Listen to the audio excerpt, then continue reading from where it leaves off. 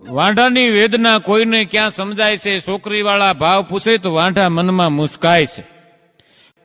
કોઈ બતાવે ઠેકાણું તો વાંઢા ખૂબ હરખાય છે.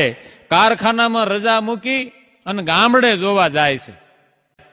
શહેરમાં ઘર, પછી ગામડે ખેતી, સગવડ બધી મંગાય છે. બિચારા વાંઢાના બાપને ધોળે દીએ તારા દેખાય છે. કારણ જમાનો એવો બગડ્યો સાહેબ.